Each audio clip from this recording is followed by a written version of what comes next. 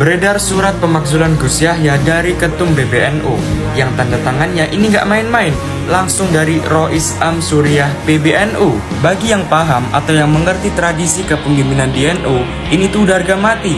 Karena Rois Am di NU itu semacam lembaga keulamaan tertinggi, sedangkan PBNU itu yang megang lembaga eksekutifnya. Dan kalau sudah seperti ini, respon santri dan warga NU cuma bisa sami'na wa ata'na, kami dengar dan kami patuh. Dari salah satu sumber yang aku baca, konflik internal ini awal mulanya adalah dari perkara tambang. Dan di catatan aku, tambang ini belum memberikan manfaat, tapi mudarat dan kerusakannya sudah mulai bermunculan. Sebelum merusak lingkungan, tambang lebih dahulu merusak hubungan antara Rois Am dan Ketum PBNU melalui sebuah pemakzulan.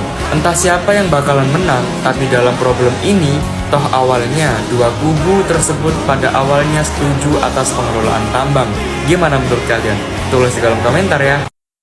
Memberhentikan saya itu adalah proses yang inkonstitusional, tidak bisa diterima karena Suriah tidak punya wewenang untuk itu. Sebagai mandataris, ketua umum hanya bisa diberhentikan melalui muktamar. Itu yang sangat mendasar. Dan kemudian bahwa pembicaraan yang membahas saya di dalam rapat itu juga sama sekali tidak bisa diterima karena saya dilarang hadir untuk memberikan klarifikasi. Para peserta rapat yang lain meminta agar saya dihadirkan, tapi semuanya ditolak. Dan itu berarti perlakuan yang luar biasa, tidak adil kepada saya. Tapi lepas dari sebab itu, bahwa keputusan apa yang dianggap sebagai keputusan rapat itu tidak dapat diterima karena memang di luar wewenangnya. Karena di luar wewenangnya. Dan maka sampai sekarang, sampai hari ini, secara konstitusional saya tetap dalam jabatan saya. PBNU sudah menggelar rapat di jajaran Suriah sesuai dengan Perkum dan ADRT bahwa Ketua Umum Tanfidiyah ini ketika sudah diperingatkan terkait pengkaderan tertinggi di lembaga NU yang bernama AKN NU itu agar jangan berafiliasi dengan Zionis, tapi tetap kecolongan dengan masuknya Peter Berkowitz yang sempat ribut kemarin. Akhirnya jajaran Suriah terutama Rois Am mengambil kebijakan dihentikan AKN itu. Namun ini persoalan tidak berhenti di situ.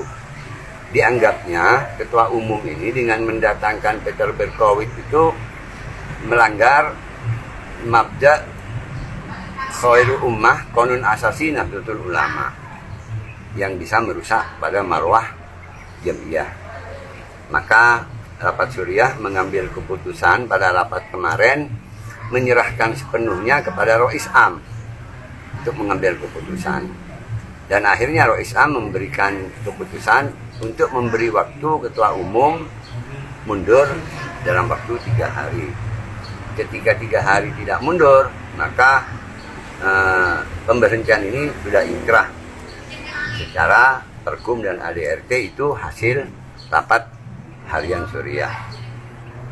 Nah, itu saya kira kondisi di PBNU. Nah, terkait PLT ini sesuai dengan ADRT dan Perkum, maka PBNU akan menggelar rapat pleno, di mana rapat pleno itu jajaran Mustasar, Akhwan, Suriah, Tanfidiyah, dan lembaga. Di situ akan ditunjuk siapa yang menjadi PLT dari Tanfidiyah untuk menjadi ketua umum PLT. Walhasil Pak Jokowi tidak senang saya kalau saya ingin terpilih lagi di NU. Maka di Lampung saya diatur sehingga saya harus kalah. Nah, saya tidak sebesar Gus Dur, saya tidak sehebat Gus Dur. Tapi kemudian kalah. Ya nggak apa-apa. Itu catatan orang yang mempermainkan Nahdlatul Ulama, insya Allah ada balasannya. Guys, menurut saya ada faktor eksistensi mantan Presiden Jokowi dalam ribut-ribut atau kegaduhan di internal PBNU sekarang ini. Dewan Syuro PBNU sudah resmi memecat Pak Yahya Stakuf dari jabatannya sebagai Ketua Umum Tanfidiyah PBNU terhitung 26 November 2025 tengah malam. Kok bisa ada Pak Jokowi dalam ribut-ribut PBNU itu? Nanti saya akan jelaskan. Pertama sekali saya harus ingatkan, jangan hanya melihat pertimbangan tertulis dari Dewan Syuro yang dijadikan dasar memecat Pak Yahya ini. Itu hanya bungkusnya. Makanya dilawan oleh Pak Yahya. Dewan Syuro, Anda tidak punya otoritas untuk memecat saya sebagai Ketua Umum PBNU. Karena yang memberi mandat saya dalam Muktamar NU di Lampung tahun 2022 yang lalu untuk masa bakti sampai 2027. Disinilah keterkaitannya teman-teman dengan Pak Jokowi. Pertama, Pak Yahya ini jadi Ketua Umum PBNU. Tidak bisa dilepaskan dengan kontribusi besar Pak Jokowi yang saat itu masih sebagai Presiden Republik Indonesia. Pak Jokowi secara tidak langsung tidak menghendaki lagi Pak Said Agil Siraj untuk memimpin NU, dan pada saat yang sama menghendaki Pak Yahya Stakuf untuk memimpin NU. Pak Yahya Stakuf ini punya adik kandung yang satu jadi Menteri Agama, yaitu Pak Yakut. Sebagai Menteri Agama kan ada instrumennya di daerah-daerah, di Kanwil, di kantor kabupaten kota, kantor Kementerian Agama kabupaten kota, di mana para pegawai di sana itu banyak yang sekaligus menjadi pengurus NU, baik di wilayah maupun kabupaten kota. Jadi, para pengurus itulah yang dimobilisir untuk memberikan topangan pada Pak Yahya Stakuf. Jadilah Pak Yahya Stakuf sebagai Ketua Umum PBNU. Apalagi pada saat itu ada topangan pendanaan kan? Pak Erick Thohir sendiri dikabarkan kan menopang kuat Pak Yahya Stakuf. Nah, dengan terlebih dahulu waktu itu secara simbolik ya, ikut latihan buzzer NU. Di mana pada saat itu Pak Yakut, sebagai orangnya Pak Jokowi, begitu terkesan berkuasa. Itu yang pertama. Kedua, Pak Yakut sekarang ini kan tersangka dugaan korupsi, penyalahgunaan pemberian kuota haji. Kan sudah tersangka di KPK. Adik kandung Ketua Umum PBNU tersangka di KPK dan dipermalukan oleh publik. Mungkin saja ada yang menduga korupsi adiknya ini mengalir juga di PBNU atau setidaknya di kantong kakak kandungnya. Entahlah. Tetapi ini keterkaitan relasi moral antara pimpinan NU dengan korupsi yang dilakukan oleh adik kandungnya. Ini tidak bagus memang.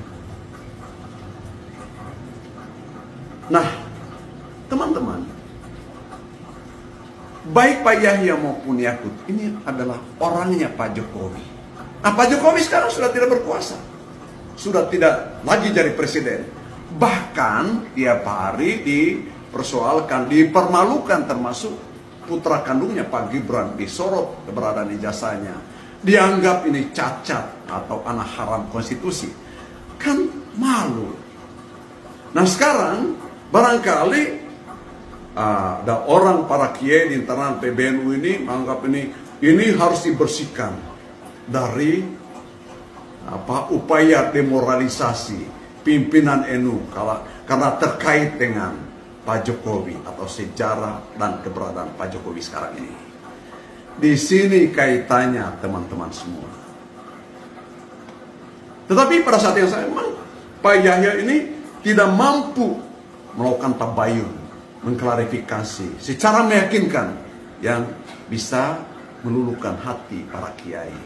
Biasanya para ketua umum tanfiz PBNU sebelumnya itu punya kemampuan yang canggih untuk meyakinkan, sehingga terkesan tanfiz itu jauh lebih punya otoritas ketimbang Dewan Syuro. Nah sekarang Dewan Syuro yang berkuasa, meskipun masih di-challenge, saya kira masih panjang ini perseteruan internal PBNU. Menteri Koordinator Politik Hukum dan Keamanan periode 2019 hingga 2024 Mahfud MD merasa situasi yang saat ini terjadi di internal PBNU tidak bagus untuk masa depan NU. Mengetahui hal itu, Mahfud mengaku malu. Itu saya tidak akan mendukung siapapun dari kedua pihak. Saya hanya ingin NU ini selamat. Malu kita. Terlebih desakan agar Yahya Khalil Stakuf mundur dari kursi Ketua Umum Pengurus Besar Nahdlatul Ulama berakar dari konflik internal soal pengelolaan izin usaha tambang. Apalagi isunya kan soal tambang ya. Ada juga soal itu ya Pak ya? Iya. Saya sudah bicara ke dalam itu, asal mualanya soal pengelolaan tambang. Oh, oke. Itu konflik di dalam soal pengelolaan tambang. Yang satu ingin ini, yang satu ingin itu, gitu. Dan berpecah. Untuk selanjutnya, selama kekosongan jabatan Ketua Umum PBNU, maka kepemimpinan PBNU sepenuhnya berada di tangan Rais Am selaku pimpinan tertinggi Nahdlatul Ulama. Coba. Katib Am itu sekjen, Katib Am Suriah yang membantu Kiai Miftah itu tidak mau tanda tangan suratnya Gus Miftah. Kiai Said ini. Kiai Said. Ya. Nah ini Gus Yahya yang mau membuat surat juga tidak mungkin ikut ditandatangani oleh Gus Ipul karena Gus Ipul ikut Kiai Miftah. Sekjennya Gus Ipul soalnya ya. Iya, karena akan macet kan? Iya. Akan macet. Terkait hal itu, Gus Yahya menilai surat yang menyebut dirinya tidak lagi menjabat sebagai Ketua PBNU merupakan surat yang tidak valid. Oleh sebab itu, menurut saya kenapa sih tinggal setahun, sudahlah lupakan itu semua, bersatu. Sekarang kembali gitu. Demi NU-nya kita malulah gitu. Sebelumnya beredar hasil risalah rapat harian Syuriah PBNU, isinya meminta Ketua Umum PBNU Yahya Khalil Stakuf mengundurkan diri dari kursi Ketua Umum. Dan sekarang baru belakangan orang sadar, ternyata Presiden Joko Widodo itu orang NU. Siapa yang lihat sekarang?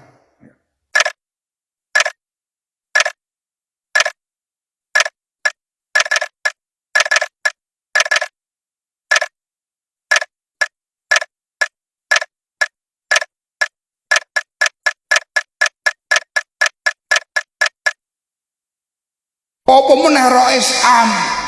Apa meneh Rais Am? Kula niku bawahan mawon, Ketua Umum Tanfidiyah niku bawahan.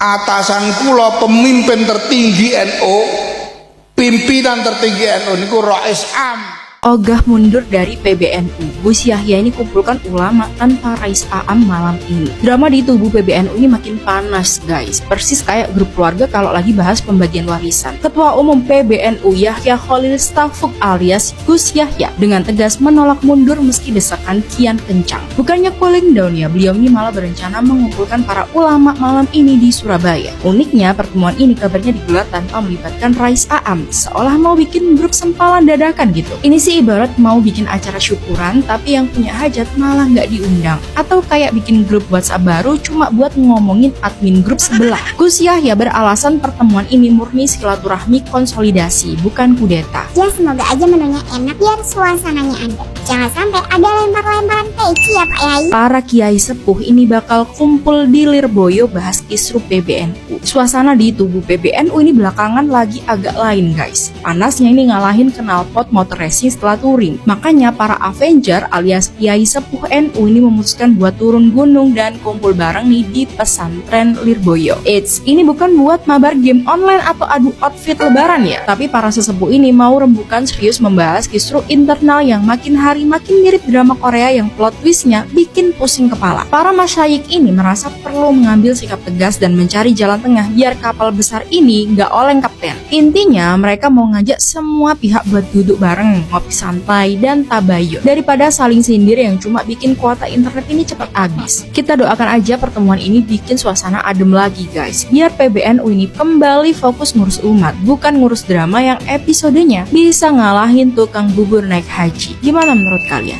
Nah, di surat yang baru ini hanya memberikan keterangan terkait karena sudah dipecat, maka tidak memiliki kewenangan untuk menggunakan atribut, menggunakan fasilitas, termasuk kantor di dalamnya, dan hak-hak yang melekat sebagai ketua umum. Nah, di sini juga ada keterangan untuk mengisi kekosongan, maka akan dipegang oleh Rois Am. Itu keterangan yang hanya penjelasan saja. Jadi surat ini walaupun tidak mendapatkan resmi ya, tidak sampai dapat stempel karena memang disabotase dikdayanya, sebetulnya sudah jelas dengan risalah rapat harian Syuriah. Jadi saya kira sudah selesai. Gus Yahya sudah tidak lagi menjabat sebagai ketua umum PBNU, dan langkah selanjutnya yang harus ditempuh oleh Syuriah adalah melakukan rapat pleno Syuriah, menentukan siapa PJS ketua umum PBNU yang menggantikan Gus Yahya. Nah, setelah langkah ini dilakukan, langsung didaftarkan ke Kemenkumham dan diterbitkan surat SK tentang kepengurusan baru perubahan. Setelah itu selesai sebetulnya. Karena saya yakin dari pihak pemerintah pun pasti akan segera meng-ACC dan menerbitkan. Kenapa? Karena yang mengajukannya adalah lembaga tertinggi Nahdlatul Ulama yang tentunya memiliki hak untuk menentukan ya siapa yang memimpin di NU ini. Saya kira seperti itu. Berbekal 2 surat, meskipun tidak ada stempel, dengan mekanisme seperti itu tanpa muktamar luar biasa, apakah memiliki dasar yang kuat? Singkat saja, Kiai Imam. Saya kira karena jelas di sini kan di pasalnya terkait ketika terjadi pelanggaran pencemaran nama baik ya. Ini ada pencemaran nama baik terhadap perkumpulan dan masalah tata kelola keuangan, kan di situ jelas dalam pasalnya dia seorang fungsionaris bisa diberhentikan secara tidak hormat. Nah, pertanyaannya siapa yang bisa memberhentikan secara tidak hormat? Ya tentu lembaga tertinggi NU yang dipegang oleh Rois Am. Jadi sudah selesai sebetulnya di sini ya. Baik, saya ingin ke Mas Adi. Tidak perlu muktamar luar biasa lagi ini, kecuali kalau nanti mau diturunkan dua-duanya butuh muktamar luar biasa gitu. Kalau untuk menurunkan Tanfidiyah ini cukup dengan Rois Am dan lembaga Syuriah saja saya kira. Baik. Itu. Ini kan jelas pelanggaran sudah jelas.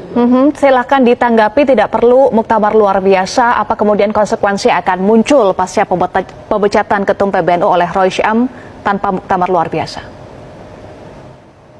Saya kira hari ini kita lihat ya, beberapa manuver dilakukan oleh Gus Yahya setelah pemecatan, setelah surat yang dikeluarkan oleh Syuriah.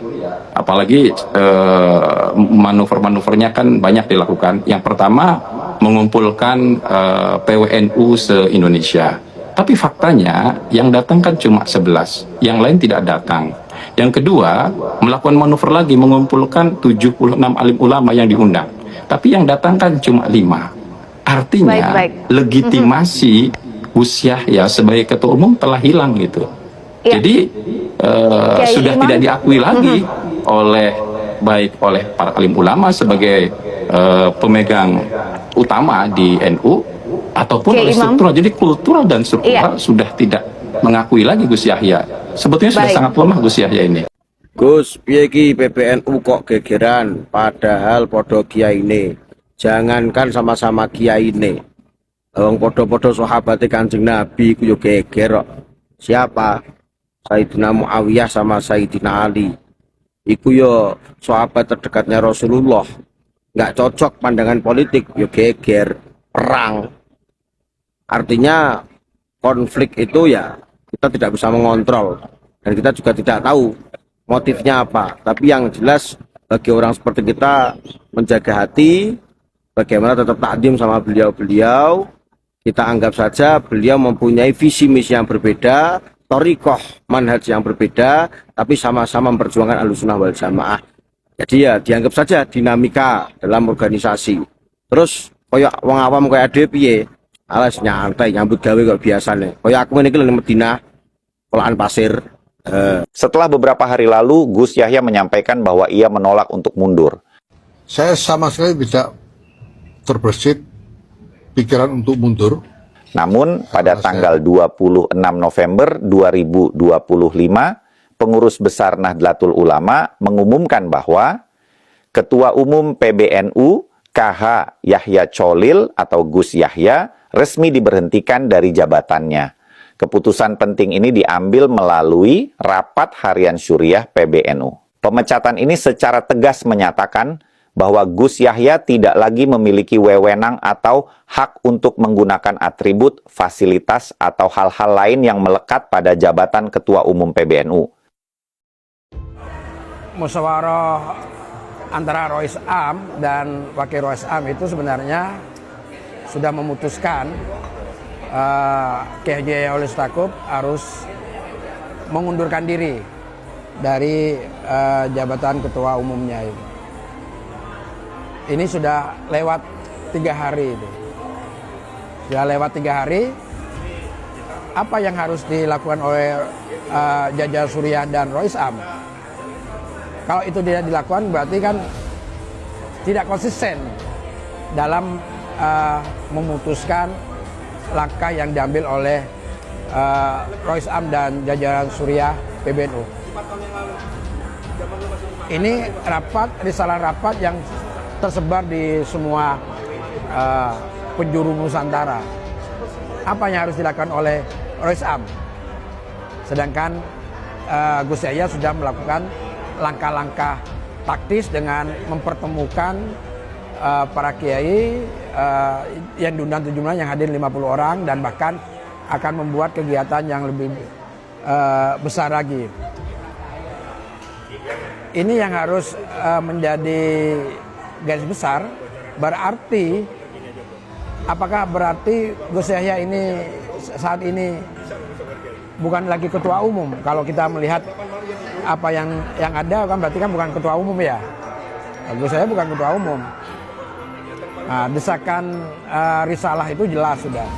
Pengunduran diri itu adalah salah satunya terkait undangan narasumber Peter Barkoit.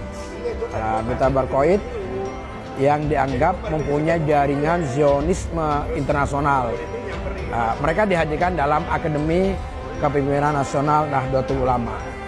Sebenarnya akademi itu sudah menjadi polemik sejak awal karena silabi maupun materi-materinya sangat keluar dari ajaran Ahlus Sunnah wal Jamaah yang dianggap melanggar nilai-nilai dan ajaran An-Nahdiyah serta bertentangan dengan Muqaddimah Qanon Asasi Nahdlatul Ulama.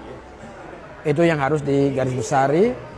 Dan tentunya Rois Suriah dan Ketua Umum PBNU dan jajarannya untuk bisa bersikap dengan arif terkait masalah polemik ini. Gus Yahya oleh Stakuf menolak dan secara tegas terkait surat edaran yang diberikan oleh jajaran Rois PBNU yang ditandatangani oleh Dr. Kiai Haji Afifuddin Muhajir dan Kiai Ahmad Tajul sebagai kapil. Karena menurut Yahya Stakuf bahwa pemberhentian itu tidak memenuhi persyaratan organisasi, tidak sah. Maka kemarin dia secara tegas menolak dan tidak mau mundur dari keputusan ini. Persoalan ini akan selesai. Cuma satu hal adalah dengan jalan yang terbaik untuk islah. Karena ini perjalanan panjang dari Muktamar ke 33 di Jombang, di Lampung. Bahkan ini adalah puncak dari akumulasi riswah yang dilakukan oleh Nahdlatul Ulama. Saatnya kita berbenah dengan satu catatan, tidak ada agenda yang lain, adalah Muktamar dipercepat dan Rois Am dan Tafidiyah dalam hal ini Yahya Stakuf menyiapkan diri dalam rangka harlah dan yang terpenting adalah menyiapkan muktamar dipercepat. Tidak ada muktamar wasa, tapi muktamar dipercepat.